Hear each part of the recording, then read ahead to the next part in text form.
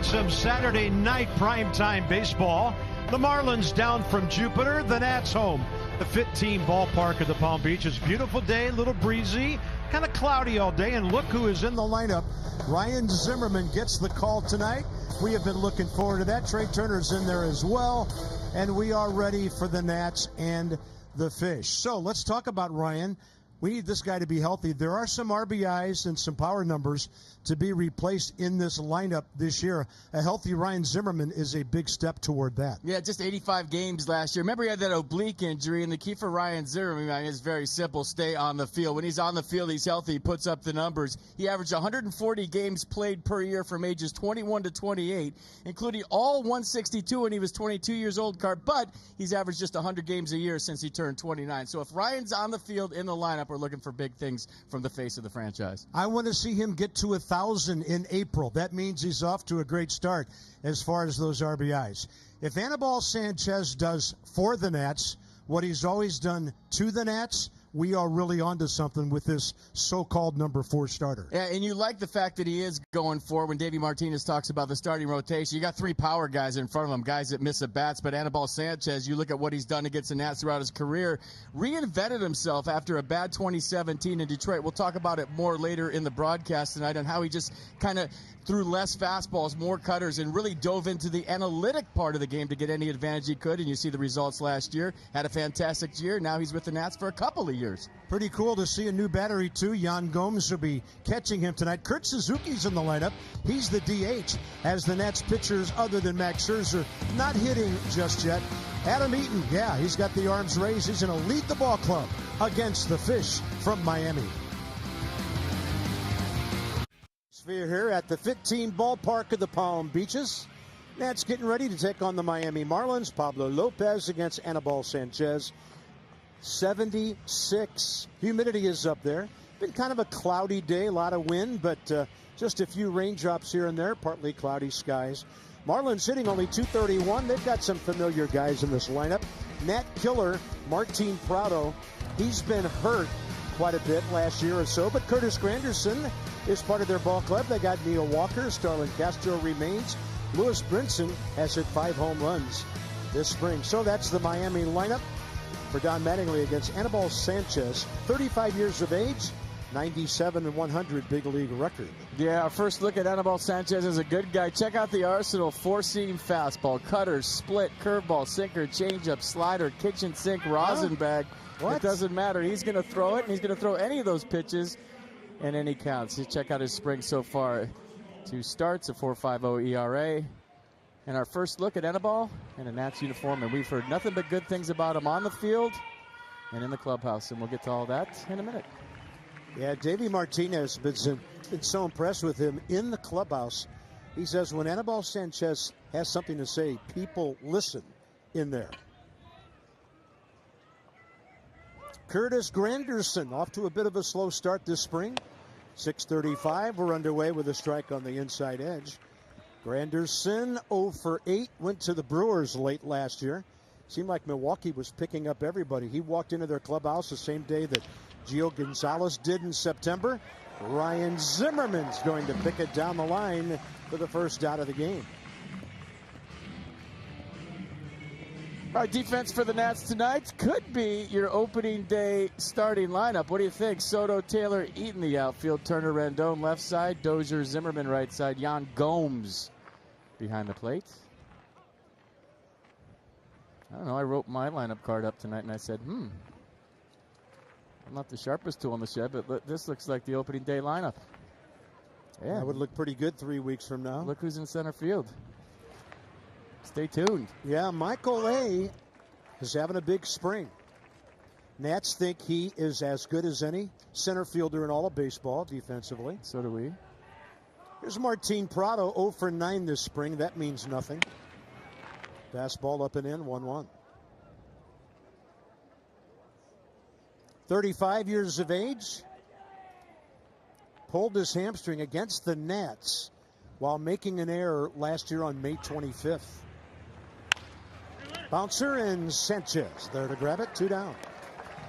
Always great to see him, FP, throwing ground balls. Yeah, I mean, he's a contact guy. He's going to pitch to weak contact. He's not going to miss a lot of barrels. When you talk about his career and what he's done, there it is, right on cue. The Marlins as a rookie, he said when he was with the Marlins, they were all kind of young together. You remember that group he was with during those years? They really had nobody to look up to. But then he went to Detroit. He played with Max Scherzer, and then everybody knows about Atlanta last year. That's why he's in that. But he went 3-7 with a 6.41 his last year in Detroit, and he didn't have a job until February of last year when the Twins took a flyer in him, but he was released 3 weeks later. The Braves picked him up for some depth. He had a great season, won the National League East. 24 starts for Atlanta, 2.83 ERA. He went 7-6. There's Neil Walker, longtime Pirate. Had some time with the Yankees last year. And that on the shift is right to the kneeling Brian Dozier. 3 ground ball outs. We'd love to see that about 33 times this year.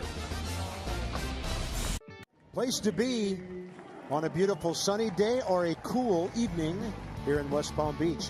Nats hitting 282 down here, 82 runs in 14, well, make it 13 ball games so far. Adam Eaton right in the middle of everything. As FP chronicled so well the other day, such a different spring for Adam. He's not rehabbing. He's healthy. He's getting stronger, feeling fantastic. First pitch, Pablo Lopez, 23-year-old right-hander. Trey Turner pops it up, playable. Martin Prado for the first out. And another look at Lopez right here. 23-year-old, as Carp just said, 6'3", 200 pounds. He averaged only 92.7 miles an hour on his fastball over 58 2/3 innings last season. But he had a shoulder strain, and that eventually led to the end of his season. But he's hit 97 this spring, so the Marlins are encouraged by his health. Don Mattingly likes the fact that he's throwing hard again, and we'll check him out all together here tonight. He had 10 starts last year, 2-4 with a 4.14 ERA. Here's Adam Eaton, 5 hits, a homer, 4 RBIs. Been all over the bases. He has walked 6 times. So tonight, Turner leads off. He is second, ahead of the fabulous number 3 hitter Rendon. Shift on. Home plate umpire, 21st year, Andy Fletcher. Talked to Adam today, and he said, you hear this all the time, and sometimes it's so cliche. This is the best camp he's ever been in his career. And this is a guy that's been around, right? This isn't a second or third year player. He said, FP, we're focused. We're paying attention to detail. Everybody's getting their work done. We're having a good time, and it has a family atmosphere. I know that you hear that with everybody, right? So they go, come on, there's 29 other teams saying the same thing. And we've said it a lot down here, to be honest with you. But it does have a different feel this year. It does have a different vibe. I hate that word. But it does have a different vibe because you're talking to guys that are here every single day. They get here at 6 in the morning. They leave at 4 in the afternoon. They're all telling me the same thing.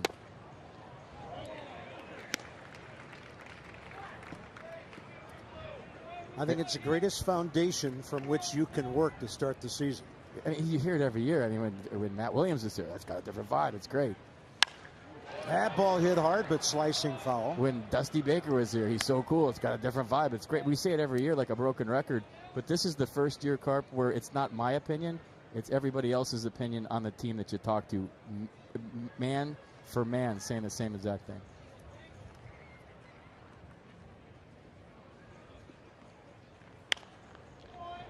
Tough guy to strike out.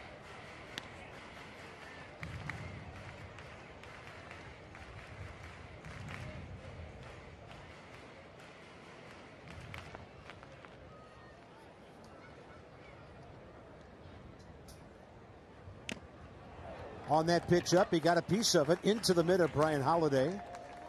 And the second out of the inning. All right, Marlins defense, here they are tonight. Cooper, Brinson, Herrera, the outfield. Rojas, Walker, left side. Castro, Prado, right side. Holiday doing the catching. Check it out, folks. Their new unis. It's the evolution of the team's logo. It embodies refinement, style. I'm reading this with a focus on looking forward to the future. I mean, they have to, right? Well, who wouldn't want to be a big leaguer with a uniform that screams refinement? I just think these are cool, and that's why I want to show them. It's, get it, Caliente red, Miami blue, midnight black, and slate gray. So these colors, I'm reading the notes, can be seen throughout the culture of Miami. The hats are sick. I like them a lot. Hard hit ball by Rendon. Miguel Rojas Good first inning for both pitchers. 1, 2, 3, both ball clubs go, and Sanchez back to work in a second. And welcome back, everyone. We're now joined by Max Scherzer. And Max, 34 years young, over the course of time, what have you learned about your body as each spring training comes? What have you adapted to? You got to get in here and you got to work hard. You got to come in fully in shape. You're going to have little nicks and bruises coming through the spring training as you're building up your arm strength. And then you just got to go out there and just work through it and just put everything you got, and that's my recipe. Part of your recipe is you look at this spring training. What are you working on that maybe you're not so focused right now on the results, but that you just want to focus on, work on, and see it carry over into the regular season? Really, I mean, there's specific things, but I'm not going to say on air. I know the Atlanta Braves are listening right now.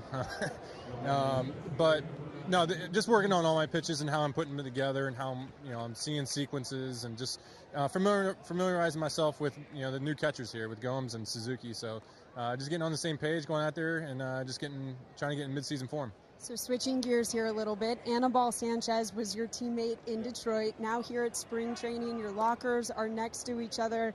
You get to reunite with him. What is it like to be teammates with him again, and what's it like to see him part of this Nationals rotation? Oh, it's awesome to have Sanchi back. He was a great teammate there in Detroit. We've stayed friends ever since, and I know he's a great. Look at that. He's still an athlete too at 35 years old. No, he's an outstanding pitcher. He really knows how to pitch. I really learned a lot from him in Detroit. I think that's one of the things that, for him coming over here with, our staff, I think our staff's going to be able to learn from him as well, because for me, I think he's got one of the best changeups in the game. The way he can change speeds on his changeup, he can throw it at multiple speeds, and something that I've always picked his brain about. So having him back in our dugout, it's a great thing. That's great. And speaking of new faces, you have 9 new faces here. Max is one of the veteran leaders in this clubhouse. What do you make of the chemistry that's been developing here? Yeah, we've had a good spring training. We've had a lot of fun. We've clowned around on each other pretty good. And so, just getting the new faces in, just, get familiarized with everybody. But the real fun starts once the season starts. When you start getting in the thick of things and you're in, some rainouts or something, some air travel, that's when you really get to know your teammates. All right, last one for you. Before you get into the thick of things, other than pitching a no-hitter, what's a fun day? What's an ideal day for Max Scherzer? You mean off the field or? Away from the field. Oh, away from the field? Right now, one of my biggest hobbies is biking my dogs, getting out there on some trails and just kind of getting away, and got them all off leash, so they heel to me and we're flying around. They're little marathon dogs, but yeah, we get after it and run the living daylights out of them as well. That's impressive. How many dogs do you have? I got 4 dogs, but I'm on an electric bike, so that way I'm not pedaling. It just goes a little 15 miles an hour so I can keep up with them. Max, thanks so much for your time. Bob, FP? All right, appreciate it. Yeah, Max is at the top of 2 5-man rotations, evidently. 4 other pitchers here and 4 of his best friends there. That's fascinating. Good play by Ryan Zimmerman. How about the play by Sanchez, though? Max made the comment, still a great athlete at 35. He bounced off the mound. For a lot of pitchers, that's a base hit, 2 on, nobody out. Yeah, Brinson laid that down. I said, put it in your pocket, and here comes Sanchez, barehands it right over the top with a 4-seam fastball, hitting Zim right between the eyes. Great play. Here's 28-year-old Garrett Cooper. So the base hit by Starlin Castro to start the inning. Cooper 6 for 18 this spring.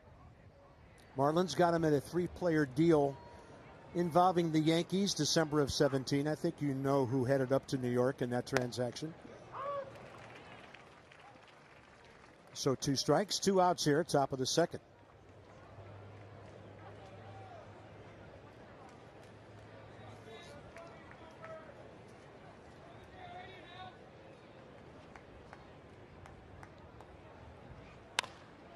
Uncertain swing, ground ball right side, Sanchez to cover. Got his foot to the bag in time on the relay from Dozier. So the infield defense with the pitcher in the middle of it looking pretty well. Here's that play, FB. Perfect throw right in the money. Gets him by a step. Nicely done. Detail on their defensive drills every day. What they'll do is they'll do 15 different scenarios. They'll have base runners, and it's just a live drill. It's like a full pad practice in football. And Bob Henley will yell as loud as he can, "Runner on first, 1 out." And they'll just roll a bunt down. The pitchers have to make the play cleanly. They have to throw to a base. The defenders have to make the play cleanly. Sometimes the ball is hitting the gap. You do cutoffs and relays.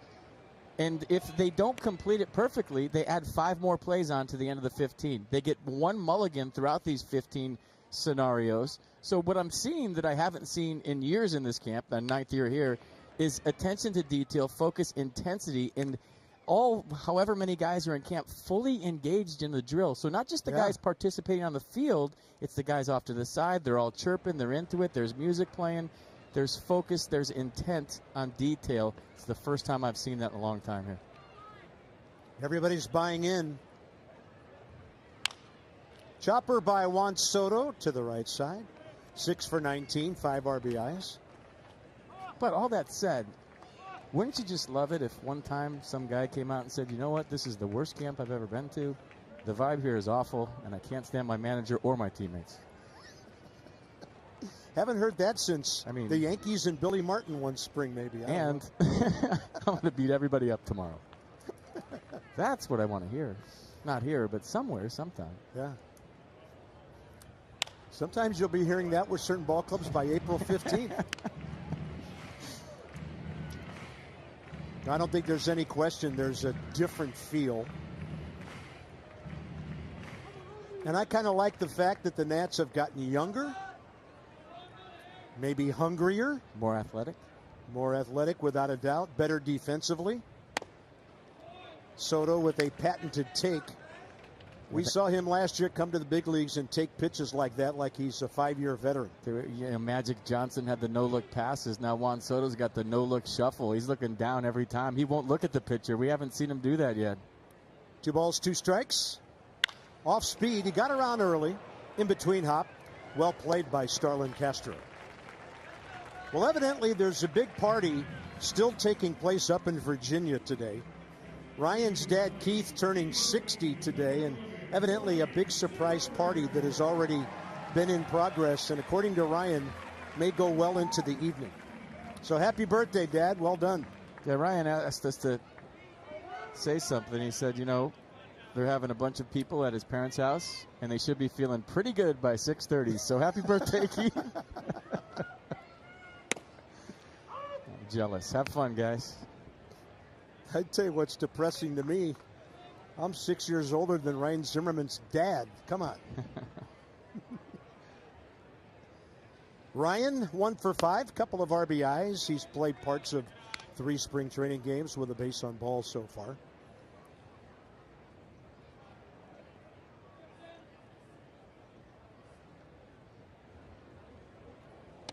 Big breaking ball. Tough to hang in against that one. So only Tim Wallach in franchise history, and by the way, he's in the Marlins dugout, with more games with Ryan's first and everything else, and about to go to 1,000 RBIs. That is a really exclusive ball club to be in when you've driven in 1,000 in your career. Well, there's a lot of talk about last year. He didn't play in the games over here. Now he's here. He was dinged up last year. It's that simple. And then he had the oblique injury, missed a lot of games, only played 85. And the key for him, and he's the first one to say it, if he can stay on the field, he's going to put up numbers. 2-2. Had to reach for the breaking ball. That was well done by Pablo Lopez. So he's retired 5 in a row, and 4 of the 5 on the ground.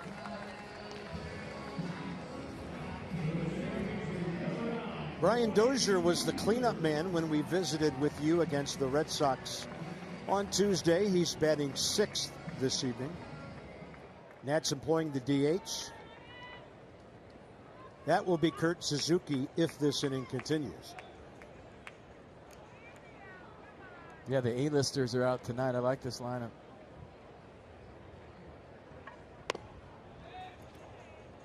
We got 2 leadoff guys at the top, and Turner and Eaton. Turner, a free swinger. He's got the green light. His skipper wants him to try 80 steals at least this year. Adam Eaton going to make a guy work, hitting second.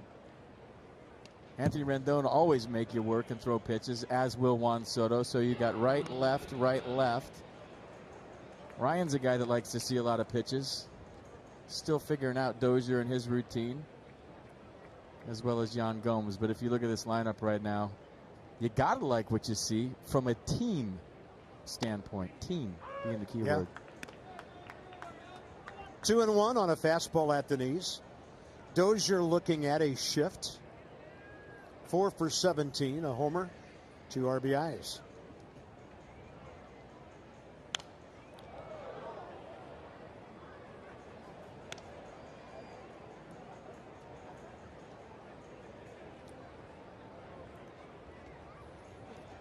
Pablo Lopez, that was his rookie season last year. This spring now, he's thrown nearly 7 innings, a run on 3 hits. Got a good breaking ball going, and Dozier stays with it to knock it out of play right side.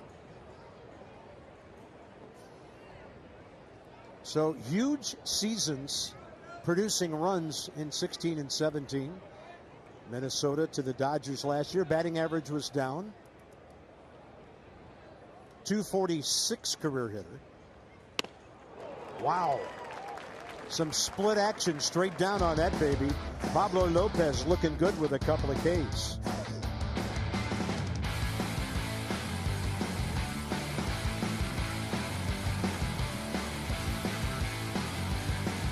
First tattoo.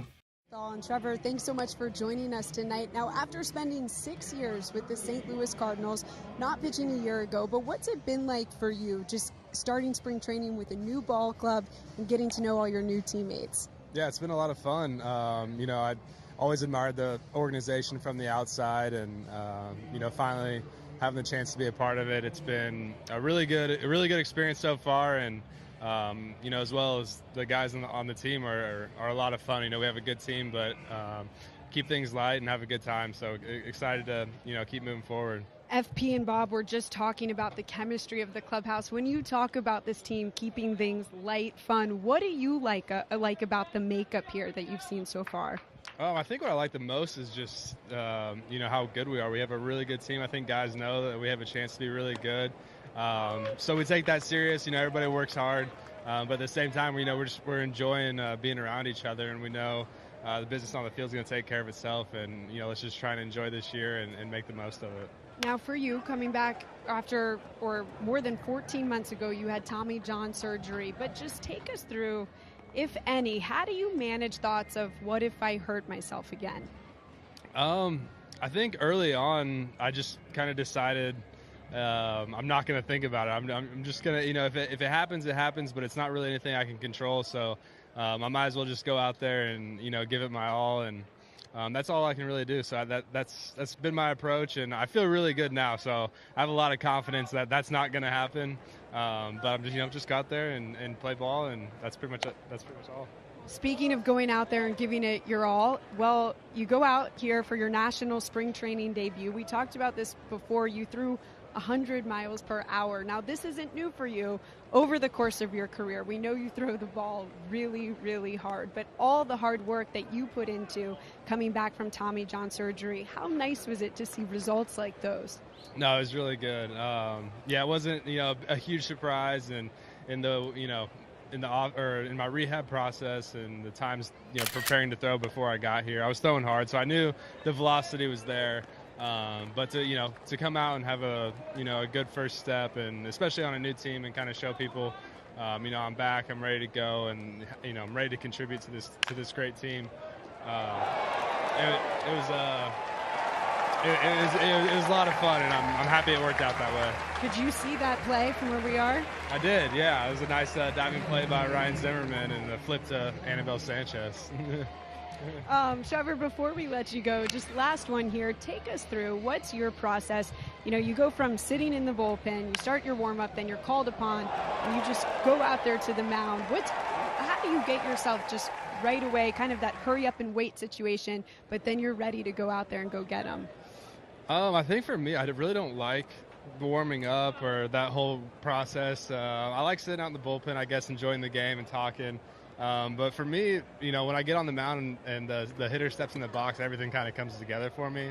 So it's been pretty easy as far as that transition. I do my thing, have my routine, but as soon as I get on the mound in the game and I'm in the game, things just kind of come and I just go from there, and that's pretty much it. So. Well, it's a great style you got there. No, Trevor, thanks so much for your time. We appreciate it. Thank you. That's a guy with 121 career saves. And Trevor Rosenthal, in his days with St. Louis, 86% efficiency in terms of converting save opportunities. That ball by Brian Holiday hit a long way right center, stays in the yard, hops up on the berm, and the Marlins' number 9 hitter has their second base hit, a one-out double here in the third.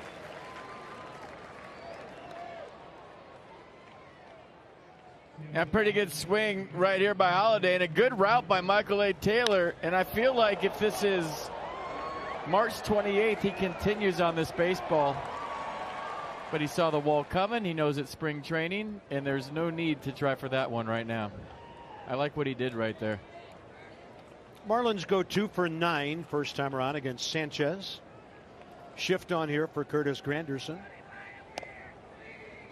82, but some serious late away movement to the left-handed batter.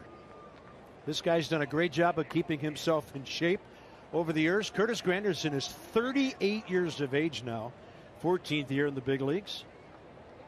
Tigers, Yankees, Mets, Dodgers, Brewers, and now Miami. That 82 makes that 87 play a little harder. Well, that's what he did last year. He just kind of got away from the fastball. He only threw the cutter about 8.7% of the time throughout his career, or at least the year before, and then he increased his cutter usage to almost 23% last year. His fastball usage went down last year, too, so this looks like it might be a cutter right here, 0-2. Now he tried to run back the fastball, but, I mean, he's a guy that had a tough season. He didn't get signed until late February last year. And he decided to kind of reinvent himself, go back to the drawing board. And what did he do? He looked at what he needed to change. And he really dove into analytics, Carp, and he was using any way, any advantage he could get to improve himself. And I like the guys missing bats early in the rotation, and I like the guys that are crafty at the end. As a hitter, when you go into a series and maybe you're facing Patrick Corbin one day and Anibal Sanchez the next, it just gives you different looks and gives you so much to think about. I mean, you got guys with all kinds of different pitches in this rotation, all kinds of different looks. And it just, the adjustments that you have to make as a hitter in a 3 or a 4 game series playing the Nats is going to be tough, trust me. Not just because they're really good, it's just different looks all over the place.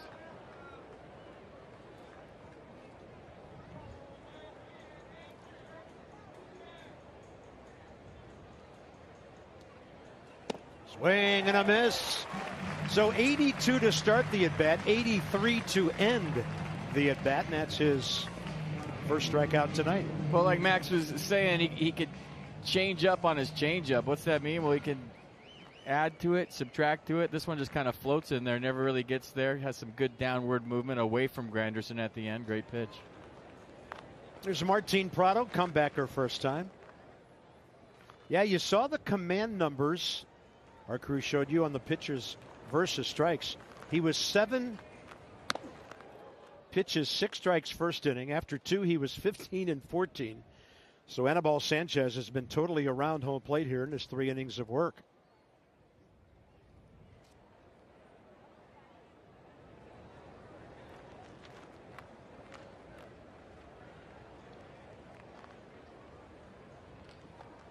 Well, we talk about his leadership skills in the clubhouse, and you asked a great question to the manager today, like, can a pitcher really be a leader? And Davey Martinez said absolutely he can.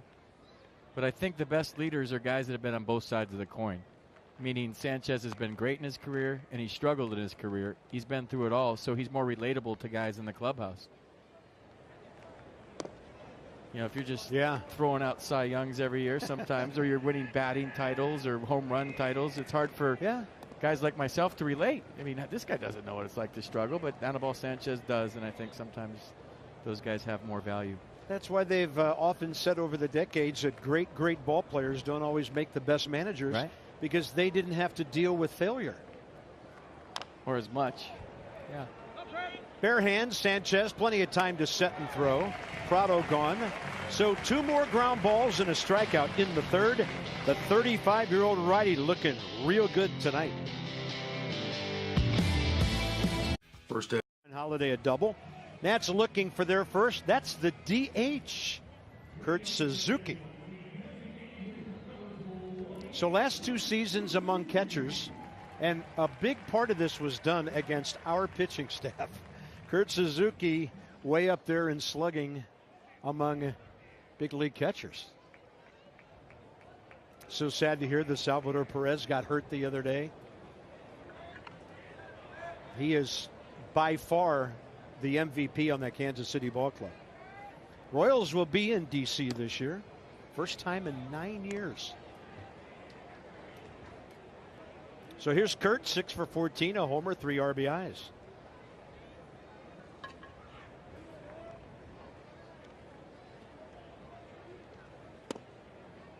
Good take. 2-0. Well, if you're wondering why Kurt Suzuki isn't catching Anibal Sanchez tonight, I mean, you have to get to know your whole catching rotation if you're a pitcher. I mean, they're familiar, right? They don't need any work together. They were the battery last year in Atlanta. They worked so well together. So you get a guy like Yan Gomes in there just in case something happens, or maybe a day game after a night game, and you want to have options as a manager. He's got to get to know his new teammate, Yan Gomes. He already knows Kurt, right? Yeah. Kurt's been great with the bat last 2 seasons. 31 homers, 100 RBIs combined for the Braves in 186 games. So you might say Brian Snitker did a really good job of using him, not an everyday guy, to the max, and Davey wants to do the same thing.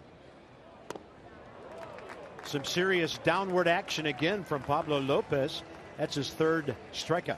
All right, here come the promos. Buckle up, everybody. Are you in West Palm Beach? Well, we are. Come out to Brother Jimmy's on Monday nights during spring trainings for Nats Spring Training Live. Enjoy the live radio show there, featuring 106.7 The Fans, Charlie Slows and Dave Jagler. Charlie's got a bigger beard than me this year. You'll see it if you go there. For details, visit nationals.com/spring. I think they have Davey on Monday night. Charlie's sporting a Brian Wilson beard. Have you seen it? Does that mean he's going to take a bat and tear up the radio booth some night when things don't go too well? I'd say one thing for Brian Wilson. He was a tough closer, but he had some of the greatest meltdowns you'd ever see. Yeah, he was entertaining. Yan Gomes on a breaking ball. Fly ball to right, and this kid Lopez is mixing things up well. Little miscommunication there between Castro, who made the catch, and Rosell Herrera, who came in behind him. Michael A. Taylor will be the number 9 man in the lineup.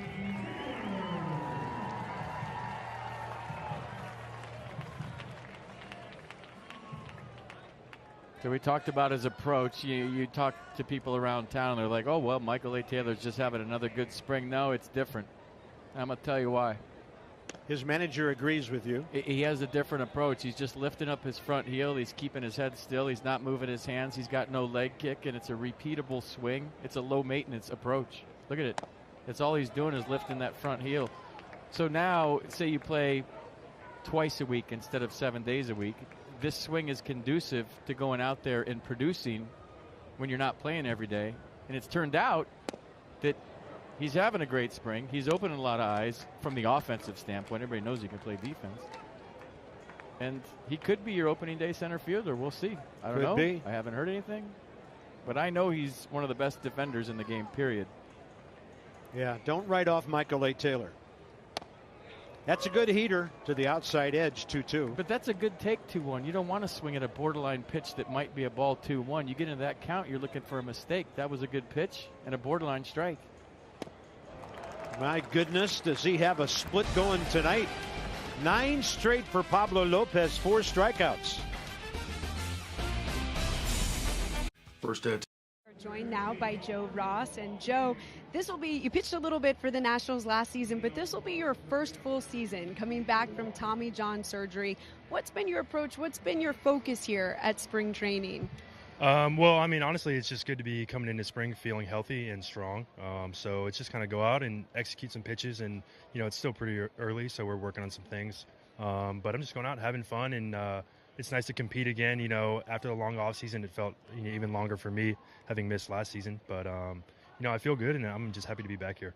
What were some of those off-season workouts consisting of? What did you do to come in or make sure that you felt good and ready for spring training? I mean, it was really generally a normal offseason as far as lifting, total body type things. I didn't have to be in rehab all day long every day, which was nice from last year. So, it's just kind of just overall strength and arm care and stuff. And, I'm feeling good right now, so I'm ready for the year.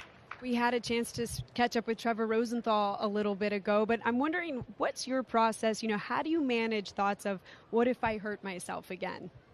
Honestly, I just try and keep that in the back of my mind and not even really an afterthought or anything. Just go out there and compete. And, I kind of got to just trust my stuff at this point. And, if something happens. But just keep my head forward and try and do what I can to help the team win. All right, well, your skipper was talking about you earlier today. Very complimentary of your inning of relief yesterday. What did you take away from your inning of work? I mean, it was actually the first one-inning outing I've had this year, in spring training at least. But, it was nice just to go out there and get after hitters and a couple guys I'd faced before, Zuna having been with the Marlins prior. But, it was just one inning, kind of like let it eat and see what I got. So, I felt good about it, and I guess we'll see what my next outing is. All right, so it begs the question, that's a new role for you, right, to see you coming in out of relief. So, is it in the cards? What do you make of? What are your thoughts on relieving? I mean, if I can do what I can to help the team, then that's great. I really don't have a preference, I guess. We got a lot of good pitching here, so, whichever way we can kind of maneuver around the roster and, I can get in there and help us win some games, that's fine with me. So if that's what it is, then, I'm excited to start the year and get after it. Well, Nationals fans like hearing that. No, but Joe, thank you so much for your time tonight. We really appreciate it. Of course. Thank you for having me. Guys.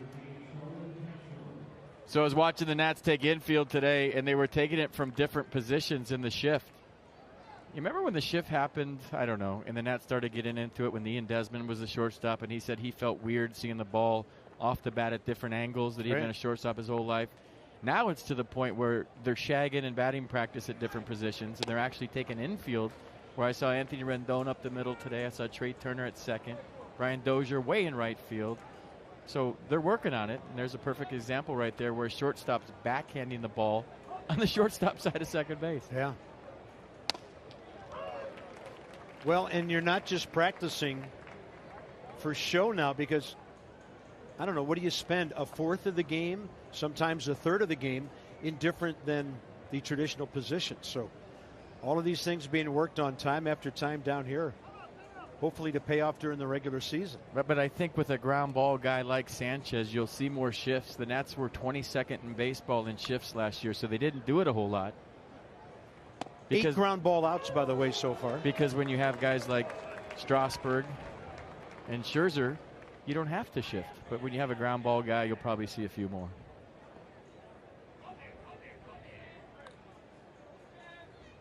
One and two.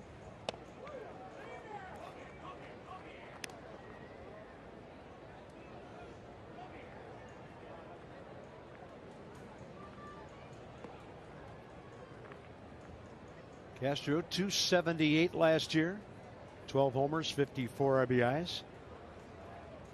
That was an off-speed pitch. 66 miles an hour on our gun. I mean, that's side street traffic in South Florida. 2 down on the grab by Anthony Rendon. I've seen a lot of people down here in the fast lane driving 66 with their blinker on the whole time. Just saying. Well, I'm not seeing them. I'm seeing the ones going 90. That's what I mean. 66 in the fast lane with their blinker on. All right, here's the Lewis Brinson. Got a sacrifice bunt first time up, but he almost bunted for a hit. Had Sanchez not made a fantastic play near the third base line.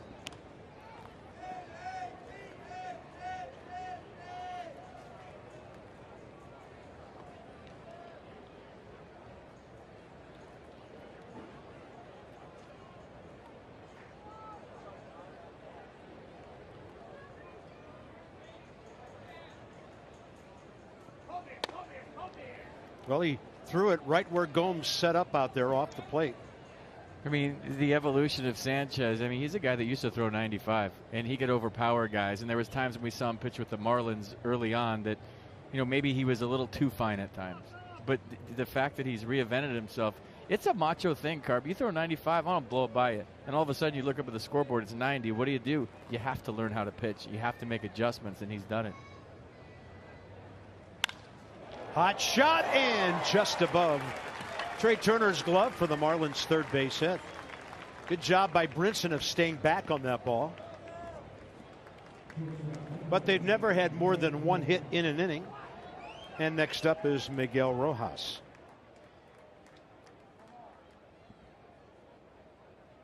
Yeah, leg kick nice and early. Good swing by Brinson. We saw him last year overly aggressive a lot on off speed in the dirt.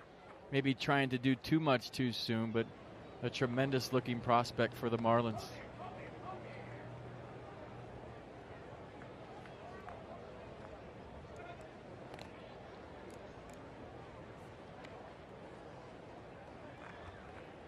Nats have 14 steals this spring. Marlins have 18.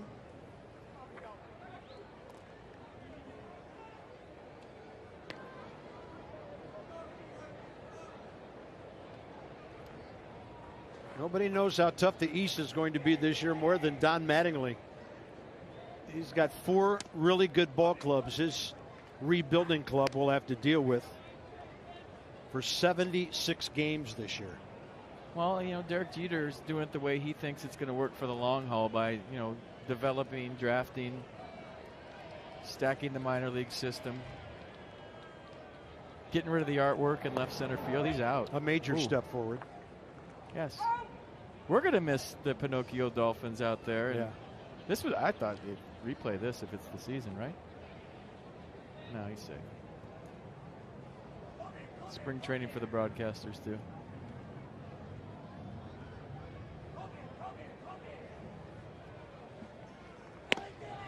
Inside edge. 1-1. But they're putting like a plaza out there in left center field that kind of opens up the ballpark. You can see the windows more out there. It looks like a tremendous improvement. Well, that place already a tremendous improvement over the old football stadium where it rained during batting practice nearly every day. You hated that place. Every time we went there, Ugh. You crushed it on the air. You crushed it off the air. You crushed it at lunch. You know what? I do have to say, though, in 2003, ESPN had me there as a reporter for the division series when they played the Giants. To see that ballpark full for baseball, 70,000 or so, unbelievable. Rojas keeping his bat back and dropping one beyond the reach of Brian Dozier. The Marlins have a pair of 2-out hits. Well, this is one that you'd like to have in, I don't know, June? The excuse me hit? Yeah, I thought Rojas was going to take his bat all the way to first base with him. He didn't drop it until that ball found the turf in center field. Next up is the left fielder, Garrett Cooper.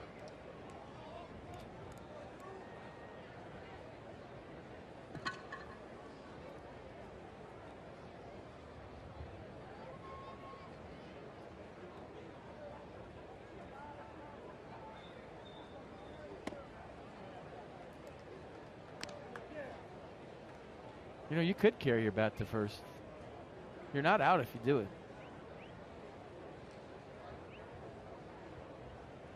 I think more guys should, just to be safe. Like as a self-defense mechanism. Just carry it around the bases. You never know what might happen. Never know when Brian McCann might be standing in the line, not letting you score on a homer. Self-preservation. Just carry it around the bases. You got a problem with me?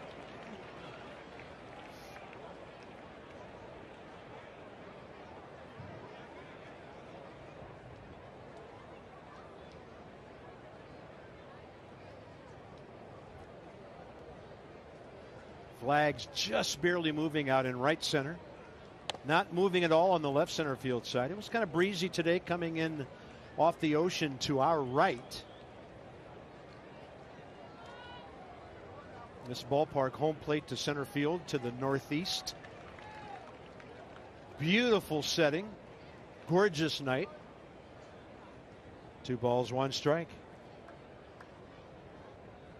Nats are 5-2 in this ballpark, at least when they're the home team. That'll be Rendon unassisted to end the top of the 4th. Anibal Sanchez continues with his ground ball outs. 10 of them. Trey Turner coming up. Are you? Fastball, loud sound. High in the air, deep right center. It'll play right at the base of the wall for Lewis Brinson. So Anthony Rendon has hit 2 on the sweet spot tonight. He and the Nets, though, still without a hit. A lot of peppers. Jalapeno cheddar. Jalapeno cheddar, I think the guy just said. What he really meant to say is this is a bucket of gut bombs. Let's check out the defense real quick tonight. We talked about the attention, the focus, and the engagement this ball club has had so far. We've been down here a few weeks. We watch them do their defensive drills every single day. And basically what you're seeing is them just carrying over what they do before the game in the game. And that's the goal, right? Not just to go through the motions. I can't tell you how many big league camps I went to where we did cutoffs and relays and guys were jogging, they're flipping in the ball. It's just about being in the right place. But you actually see these guys diving for baseballs. Their drills have been so intense that you're seeing it on the field tonight. And we just thought we'd show you that package. All right, from Sanchez to the Bear. 4th appearance now for Aaron Barrett. 3 innings so far. 5 hits, 4 runs. Couple of walks, 3 strikeouts. We had his debut return appearance a couple of broadcasts ago, and the entire team, at the suggestion of Ryan Zimmerman, greeted him as he came off the field on a big league mound for the first time in 3+ years. Well done, Ryan. Aware of everything going on around him. And here's the Bear against Herrera, Holiday, and Granderson. And a good outing for Anibal Sanchez. We'll chronicle that in a moment. Ground ball, Zimmerman, backhand. See, there's some karma. Ryan did it for Bear, and he makes an outstanding play for the pitcher right there. Well, put that one in the highlight reel we just showed you. That's the best one of the night. Ryan's made 2 stops on the same hitter. That was better than Diver. Why? Because you got a nasty in-between short hop. And you got to kind of give with it to the backhand side. And not a problem. What a play. Happy birthday, Dad. Your kid's playing some defense tonight. Here's Brian Holiday. Long double, ground rule style. Out to right center first time. Sanchez, 4 innings, 4 hits. No runs, didn't walk a hitter, 1 strikeout. He was slated for around 60 pitches. He went 55 with 36 strikes.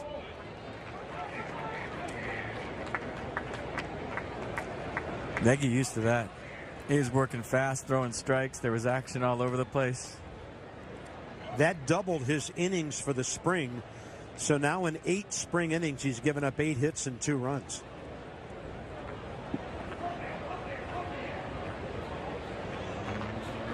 Breaking ball hit out to center. Taylor had the ball take off on him a bit. Brian Holiday's had some pop off that bat tonight. He saw the face by Michael A. right there. He misread that ball, but he's got the ability and the makeup speed. Watch top of your screen. Oh, I'm coming in. No, wait, that's got to go back. And he's fast enough and agile enough to make that play. So initially he thought, I got to go in and get this. Wait a minute, and he still made the play. I watch him and those long strides. He's a classic center fielder. Yeah.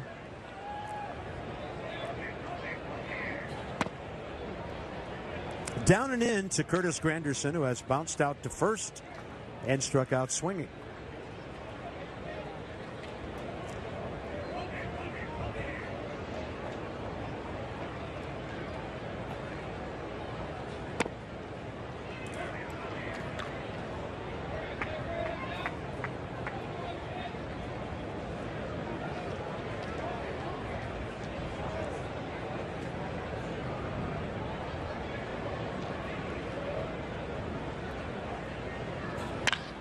High in the air to right. Eaton going back, can only watch it. That's a long one up near the base of the scoreboard. And on Granderson's first hit of the spring, the Marlins lead 1-0.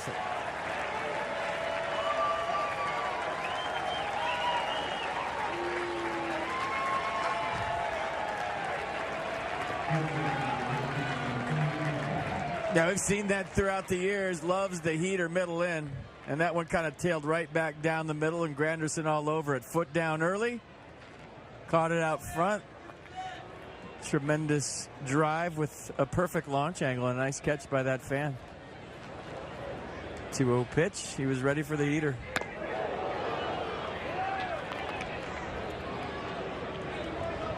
Went over 300 homers a couple of years ago.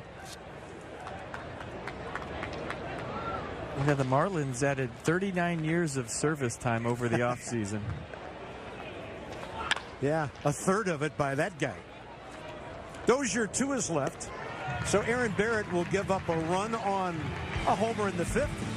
Juan Soto is next with Zimmerman and Dozier right behind him. At Eagle Bank. Of the night. But if you remember last year, the big stage in the Bronx, the Nats were playing the Yankees. Juan Soto hit a high one to left, and if you remember, the breeze was blowing out above the stadium. You saw Gardner's route right there. The ball got up over the stadium and blew out, and this one was just destroyed. The wind had nothing to do with that one. So 2 taters in the Bronx, and that was the night we were all just in amazement. Not so much of the first one. He barreled it up, he hit it high and carry, but the second one had everybody buzzing. I mean, there was 2 batters later, and we still felt the buzz in Yankee Stadium from that second home run you just saw, and there's the teenage numbers that you probably have memorized by this point. Well, you put it very well, big stage, because we knew what Soto was doing by that point, but that 2-homer night at Yankee Stadium really woke up a lot of people as to who this kid really was, and that second one has to be one of the top 5 or 6 long home runs hit in that ballpark since it opened about 10 years ago. He's 19. I don't even think he knew he was playing in Yankee Stadium. I think that's what we were saying that night on TV. Wei-Yin Chen for the Marlins. 3 1/3 innings, very hittable. 9 runs on 10 hits so far this spring. He went 6 and 12 for Miami last year in 26 starts with a 4.79 ERA. High chopper right side. Chen, the ball came up for him nicely, and on a close play, Soto called out at first. 1 unassisted. Well, I was wrong. I thought this might have some English right here. How many times have you seen that ball kind of check up? But, ooh, do you challenge that during the regular season? No replay in spring. Draining. Safe. Right? No? What do you got? Soto called himself safe. Oh! Looked like a dead heat to me. Wait. Spring training, that's hustling down the line. That's a hard 90. You got to love that, don't you? So Zimmerman gets a lefty this time. Pablo Lopez worked him over with some breaking balls away first time and got Ryan to hit a comebacker.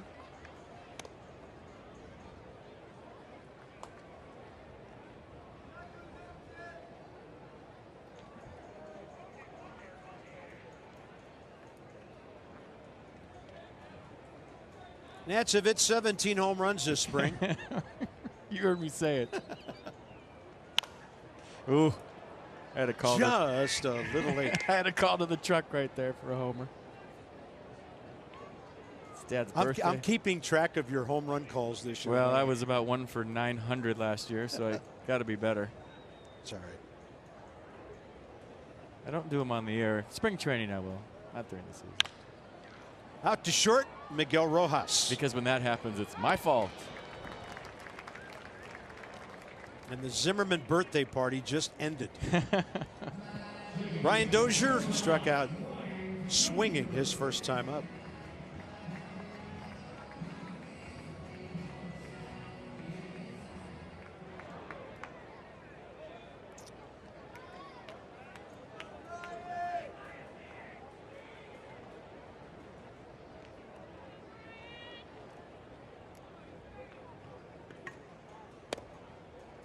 Low in the zone.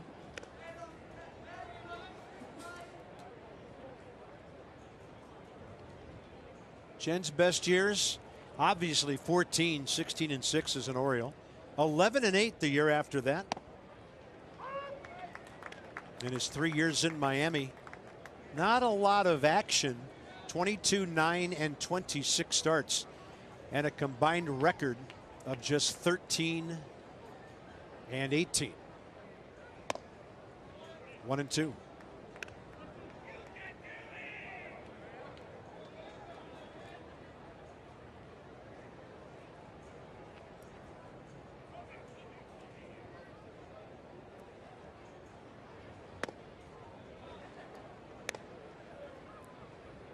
Marlins kind of jumped into the free agent market with him a couple of years ago. He's made $37 million in those 3 years with the Marlins.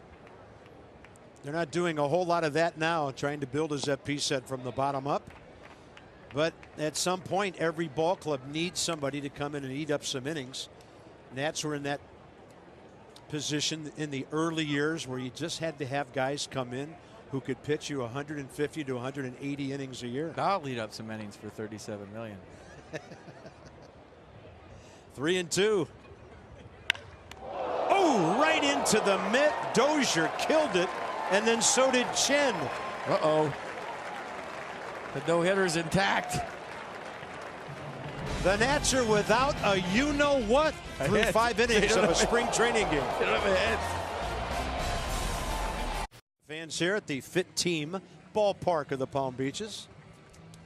And tickets are on sale now. Look at all these promotions coming up. First, Pups in the Park, presented by Budweiser, March 31st. And then more on April 12th with a Soto bobblehead, fireworks the 26th, Kids Opening Day, and a watch on the 28th. Spoil your little Nats fans with that first Kids giveaway. It's all presented by Harris Teeter on Kids Opening Day. Visit nationals.com.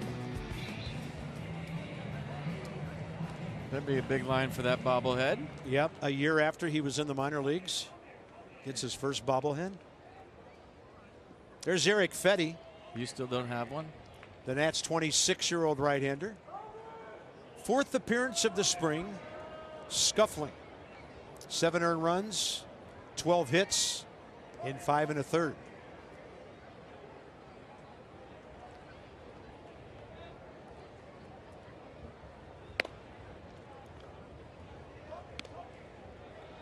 Davey Martinez had some interesting observations about Fetty today. He's got kind of that sideways setup where his first step is toward first base. If he kind of stays straight up and down, the results are great. When he drifts one way or the other, Davey said that's when he really gets himself in trouble, and they keep a close eye on that. They have to, from the dugout, and get a pretty good read on how Eric Fetty is going to be throwing. There comes a time when you have to realize it yourself and correct in the middle of the heat of battle. Yep. And he will.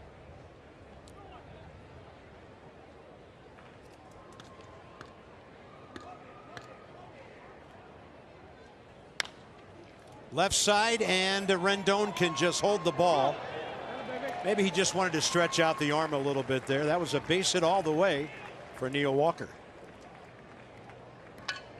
Marlins have out hit the Nats 6-0.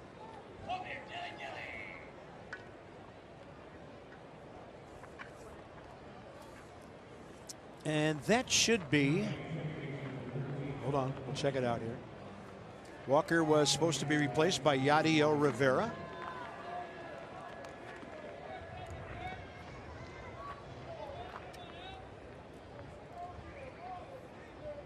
It is Yadiel Rivera.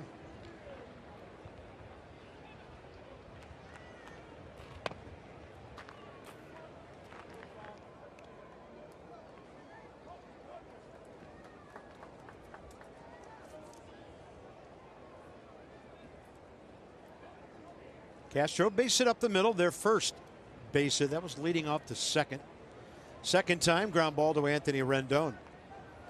I'd like to see the Turner-Dozier combo get to work here.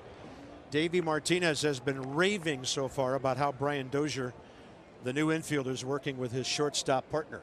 He's got quick hands, quick feet around the base, got a strong arm.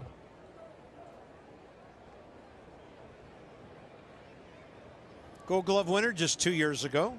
Runner on the move. Runner on the move back toward first. And he'll make it because the throw bounced. So you can go back to first again, and that's what Rivera did. Let's see what we got here. Definitely wasn't a hit and run, and maybe Rivera missed a sign or got a bad jump. He's looking in the whole way. Maybe it was a hit and run. And Castro, because it was inside, didn't feel like swinging. That's my guess, and I'm sticking to it. When you look in that long as a runner, you're looking to see if the ball is put into play and where. That one is to right field, not hit well, and it falls in front of Adam Eaton.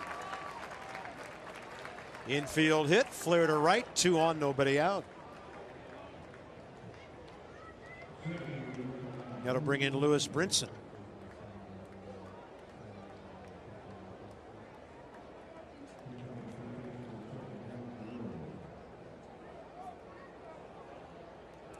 Castro scheduled to be replaced by Devin Marrero.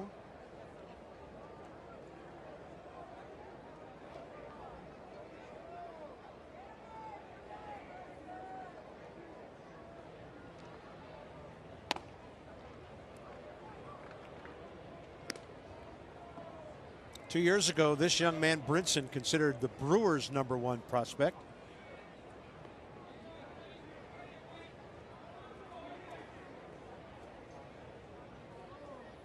Originally drafted by the Rangers, involved in a multiplayer deal involving Jonathan Lucroy and Jeff Jeffress when they went from Milwaukee to Texas. I was on the treadmill the other day watching a special on the Marlins and how they're really trying to get back to the community. They're out, they're talking to the fans. They're trying to get the fans to go back to Marlins Park. You know, they're starting over again. They're building from within. But to me, that just seems like such an uphill battle. I know that winning cures everything, and if you do build and you have a plan, which they do, and you're good for a long period of time, you'll get the fans back. But when you talk about what South Florida baseball fans have gone through, from winning World Series to being dismantled, to winning another World Series to being dismantled, to having to pay for a ballpark that they thought they weren't. I mean, whatever you want to get into the political part of it. And now Christian Yelich is the MVP of the National League. Giancarlo Stanton's playing for the Yankees. Marcelo Zuna's with the Cardinals. And you see guys all over the place. The death of Jose Fernandez, which I think set the franchise back a good 10 years. And how do you get fans back? How do you get fans excited about baseball in South Florida? There's so many other things to do. To go to the beach, the weather. I mean, you got a million things to do. You have a tremendous Latin influence down here, a passionate Latin fan base that loves baseball, the Cuban fan base down here. How do you wrap your arms around those guys, get them to the ballpark, get the old fans back? It's just such an uphill battle. And I don't even know if winning cures it at this point. I mean, Derek Jeter's taken on a big thing here. Yeah. And he was such a great player and such a winner. If he can turn this thing around, he's a magician. And I just think, you know, a lot of guys have that touch. Derek definitely did. He was, you know, to me, one of the best players to ever play the game, the Joe Montana, if you will, of baseball, a guy that knew how to win. So if he has that Midas touch with this ball club, you're thinking they might get back, but how do you do it, man? And just thinking on the fly on live TV, it's just going to be so hard to a fan base that's just been riddled with, you know, losing their favorite player year after year after year. Yeah, they had a couple World Series championships, which, yeah, a couple. You can't just like throw that out there like it's nothing. But how do you get them back, Carp? I mean, how do you do it? How do you get them to fill up that ballpark? How do you give it? Everyone says winning, but how far away are the Marlins from that, especially with the division being so much tougher? That ball was hanging, and it's banged into center. Rivera around third. Strong Taylor throw. Little bit late. Throw to second is late. Marlins lead 2-0, and they're running the base as well. Miguel Rojas, third RBI of the spring.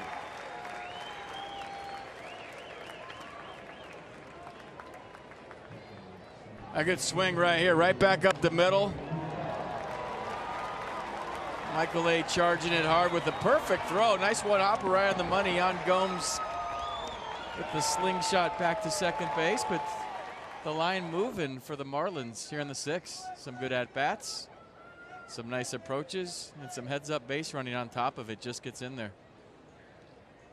Dixon Machado will run for him. Infield in. Fetty misses inside to Garrett Cooper. Yeah, the whole Marlins thing is really complicated. A lot of people thought, to begin with, they built the new ballpark in the wrong place. You know, some argued it should have been up north, Broward County, where a lot of the baseball fans would come. That would make a trip from West Palm Beach doable. Come back here, and they're going to have the runner hung up. So it goes 1, 2, 5. Rendon makes the tag. And the batter and the runner at third just trade places. That's where Cooper ends up on the fielder's choice. Not bad. You got the out. They're talking it over. You work on this every day, too. 1, 2. And Anthony's telling Gomes to run him all the way back. I think if he runs him all the way back, you keep the batter runner at first base. And Cooper doesn't advance to second. The key here, and ideally, is you want to do this part quick, right? And now you got first and third 1 out, and you're a ground ball away, or first and third 2 outs. And you still have a runner that's not in scoring position.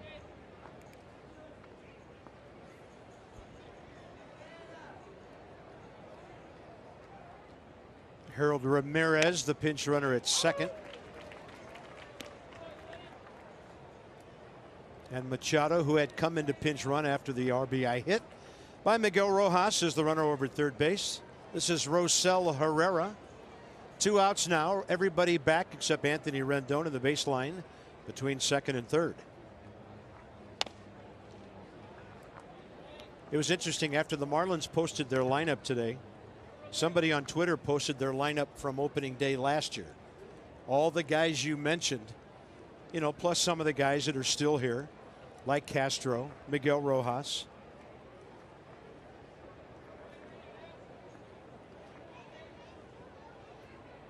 But I think you're right about the Jose Fernandez thing, because they had a lineup that was probably as good as anybody in the division. Maybe not as deep as some other ball clubs, but they had some boppers with Yelich and Stanton and some other guys who could get on base. Ozuna, Real Muto. Yeah. Justin Bohr. Huh.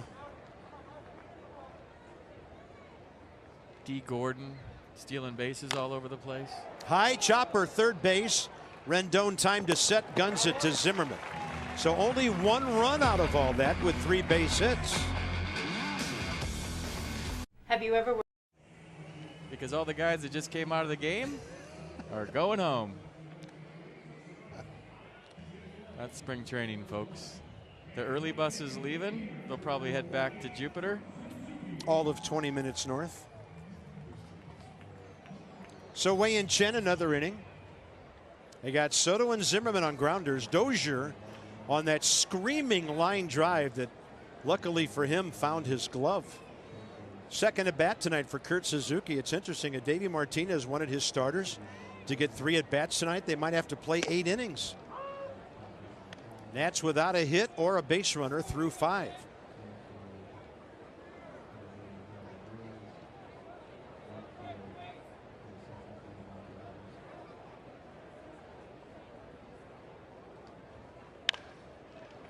To the shortstop, that's Machado. No, not that Machado. So we've got 1 out at the bottom of the 6th inning. Thanks for spending your Saturday evening with us from beautiful Fit Team Ballpark of the Palm Beaches. Our 3rd year here. Bob FP, Alex is with us. 3 games into her big league career. Doing quite well. Her Nats career. Correct.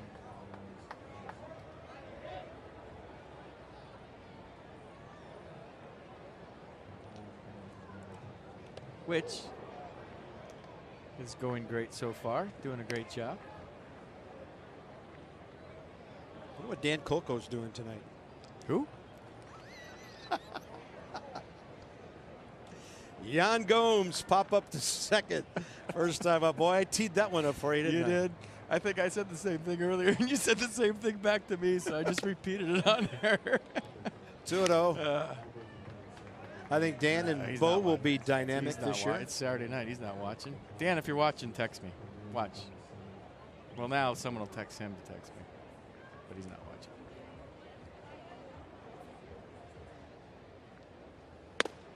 Fastball up. Green light. Let's go. Sure. Jan is 6 for 18. Homer, 2 RBIs.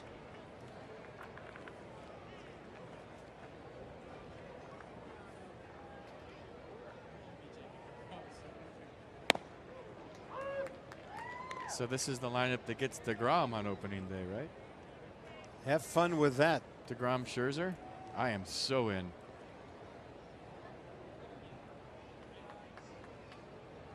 Davey's got all the wrist bracelets on. Did you see that?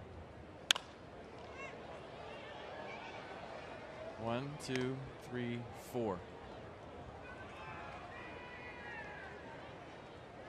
What's Zim doing? Where's that Jake Knoll? That's Zim.